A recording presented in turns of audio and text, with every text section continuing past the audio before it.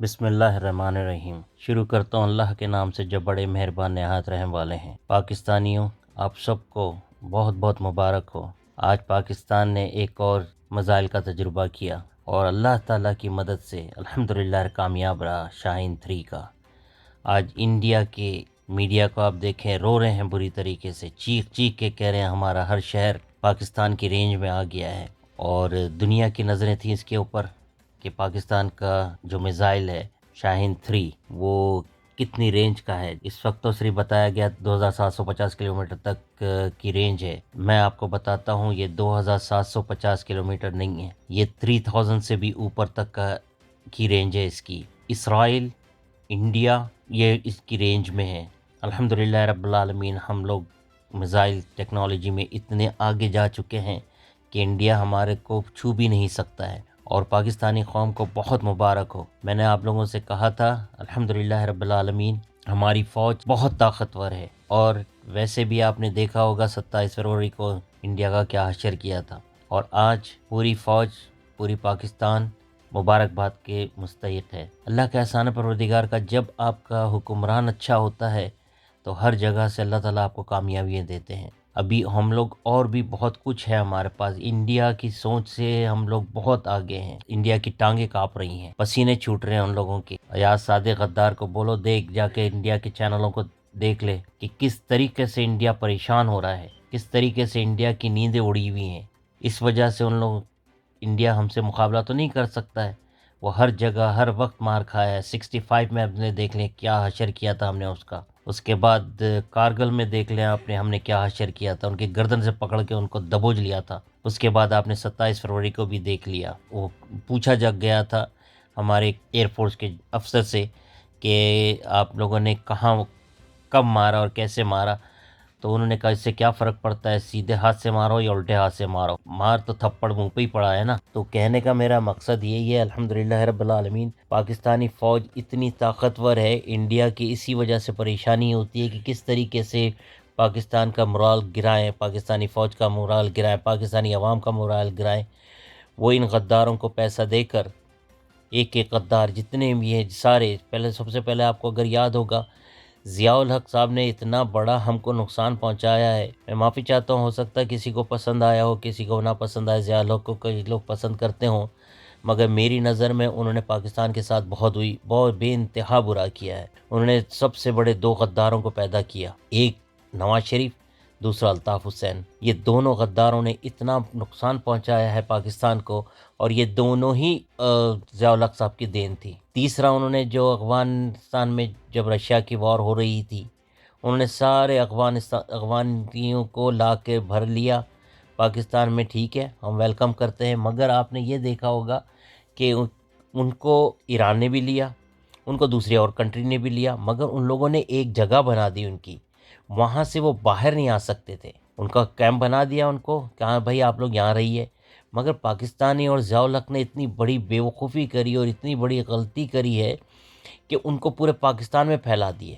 ان کے پاکستان میں پھیلنے کی وجہ سے جو ہے وہ ہمارے جو دہشت گردی ہوئی ہے وہ ساری افغانستان کے تھرو ہوئی ہے۔ تو اگر آپ لوگ اس کا اندازہ لگائیں، کلاشنکوف کا کلچر افغانستان سے آیا، ہیروئن بے انتہا ضیاء الحق کے دور میں ہمارے پاس تھی، تو جاتے جاتے انہوں نے ہمارے کو ایک اور تحفہ دے کر گئے نواز شریف کے۔ اب نواز شریف کو آپ دیکھ لیجئے کہ کس طریقے سے وہ لوٹا ہے پاکستان کو، ہر جگہ سے اس نے ختم کر دیا تھا۔ اگر آپ لوگ یاد کریں، نواز شریف کے کان میں مودی بیٹھ کر اس کو بتا رہا تھا کیا کرنا ہے، اور آپ کو جب مودی کا الیکشن ہو رہا تھا، میں وہ کلپ ڈھونڈنے کی کوشش کر رہا ہوں جس میں اس نے یہ کہا تھا کہ دیکھو آج ہم نے جو ہے نا بھیک مانگنے پہ مجبور کر دیا پاکستان کو۔ اب آپ لوگ یہ مجھے بتائیے کہ میں آپ لوگوں سے سوال کرتا ہوں، کس طریقے سے اس نے بھیک مانگنے پہ مجبور کیا؟ کیا اس نے ہمارے آ کر اندر پاکستان میں؟ نہیں، یہی نواز شریف اور آصف زرداری کے تھرو کروایا اس نے۔ ان لوگوں نے اتنا قرضہ لیا، اور یقین کریں آپ، اتنے مہنگے سود کے اوپر قرضہ لیا ہے کہ آپ کو اندازہ نہیں ہے۔ تو پاکستان کو ان لوگوں کو کھوکھلا کرنا تھا، بالکل ختم کر دینا تھا۔ وہ اللہ کی مدد آ گئی، اور اللہ تعالیٰ نے، میں نے آپ لوگوں کو اس سے پہلے ویڈیو میں بھی کہا تھا، پاکستان کو انشاءاللہ کوئی ختم نہیں کر سکتا ہے، کیونکہ پاکستان الحمدللہ رب العالمین 27 رمضان کو پیدا ہوا، اور اللہ تعالیٰ پاکستان کی حفاظت کر رہے ہیں۔ اللہ تعالیٰ نے ان کو ڈھیل دیا تھا، آج پوری دنیا میں یہ ذلیل قہار ہو رہے ہیں۔ آپ دیکھیں کوئی ان کی عزت نہیں کرتا، حتیٰ کہ جب یہ پریزیڈنٹ تھا آصف زرداری اور انگلینڈ گیا تھا تو اس کو جب اس نے ہاتھ ملایا یہاں کے پرائم منسٹر سے تو نیوز میں آیا دوسرے دن کہ ذرا پوری انگلیاں چیک کر لینا کہیں ایسا نہ ہو کہ یہ ایک آدھ انگلی اس کی غائب ہو گئی ہو۔ تو کہنے کا مقصد یہ ہے کہ ان لوگوں کی کہیں عزت ہے ہی نہیں، اور اتنے بے ضمیر اور اتنے مردہ ہیں ان کے ضمیر کہ ان کو پتہ ہی نہیں چلتا ہے کہ ہماری اس دنیا میں عزت ہے ہی نہیں۔ تو ان لوگوں نے اس طریقے سے کھوکھلا کیا تھا پاکستان کو، بالکل بینکرپٹ ہو جا رہا تھا۔ بینکرپٹ کا مطلب یہ ہے کہ ہمارا دیوالیہ نکل جاتا، ہم تو قرضہ دے ہی نہیں سکتے تھے، ہمارے پاس تو کوئی ریزرو تھے ہی نہیں۔ وہ تو اللہ اس کے رسول اللہ صلی اللہ علیہ وسلم کے بعد چائنا نے، یو اے ای نے اور سعودی عرب نے ہمارے کام آئے اور ہماری ہیلپ کری، تو ہم اس مشکل سے نکالے۔ اور سب سے بڑی چیز ہے ایک ایماندار حکمران ہونا بہت ضروری ہے۔ اب آپ لوگ غور کریے کہ ایک پیسہ بھی چوری نہیں ہو رہا ہے، ایک اسکینڈل ابھی تک نہیں آیا ان 2.5 سالوں میں پی ٹی آئی کی طرف سے، ورنہ روزانہ منی لانڈرنگ ہو رہی تھی۔ آج ہم FATF میں کیوں پھنسے ہیں؟ کیونکہ یہ لوگ منی لانڈرنگ کر رہے تھے اور ان کو معلوم ہو رہا تھا کہ یہ لوگ آ رہے ہیں، اور پورا انڈیا نے پلاننگ سے کرا تھا ان کے ساتھ مل کر۔ آپ کو میں 100% پورا یقین سے آپ کو یہ انفارمیشن دے رہا ہوں، انڈیا کی پلاننگ تھی، انڈیا نے ان لوگوں سے کہا تھا۔ کیسے لوگ غدار لوگ ہیں، آپ مجھے بتائیں کہ کس طریقے سے پاکستان کو لوٹ رہے ہو یار۔ پاکستان نے تو تم لوگوں کو یہاں تک پہنچا دیا، کہاں لے جاؤ گے یہ پیسہ؟ کیا جواب دو گے میرے رب کے آگے؟ کیا کہہ سکتے ہیں؟ مگر کوئی شرم و حیا نہیں ہے۔ اور آ کے ان کے جتنے بھی لیڈر ہیں وہ سب آ کے ایسا جھوٹ بولتے ہیں، میں کہنا مجھے بڑی تکلیف ہوتی ہے، یقین کرے جب سنتا ہوں ان لوگوں سے۔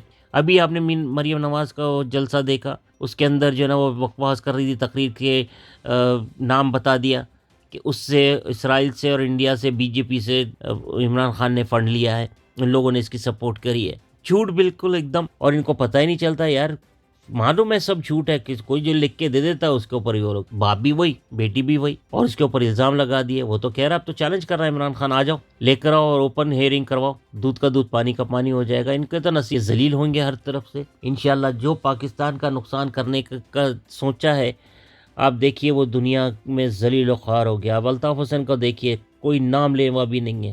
آج کیا حالت ہے اس شخص کی جو کل تک ایک آواز پہ ایک کال کے اوپر پورا کراچی بند ہو جاتا تھا، حیدرآباد بند ہو جاتا تھا، سکر بند ہو جاتا تھا، آج اس کو منوس کو کوئی پوچھنے والا بھی نہیں ہے۔ اور میں کسی دن آپ لوگوں سے بتاؤں گا، یہ شروع دن سے ہی الطاف حسین انڈیا کا ایجنٹ تھا، یا تو اداروں نے بہت ایزی لے لیا تھا اس کو، اس وجہ سے توجہ نہیں دی۔ کیونکہ جب اس نے پہلا جلسہ کیا تھا لیاقت آباد میں، اس وقت اس نے کہا تھا کہ VCR اور TV بیچو اور اسلحہ خریدو، وہیں پکڑ لینا چاہیے تھا اس کو، الطاف حسین کو ختم کر دے۔ 25,000 جانوں کا نذرانہ دے دیا بلا وجہ کے، 25,000 معصوم جانیں چلی گئی، اور ادھر سے یہ اس نے اس طریقے سے مارا ہے زرداری نے اور نواز شریف نے۔ خیر یہ باتیں تو مجھے اس ویڈیو میں نہیں کرنی تھی، مگر دکھ ہوتا ہے، تکلیف ہوتی ہے۔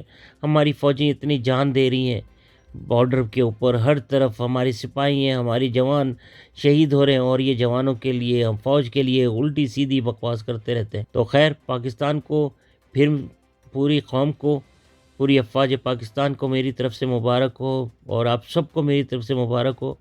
پاکستان انشاءاللہ دنیا میں طاقتور ترین ملک بن کے ابھر رہا ہے اور ابھرے گا انشاءاللہ۔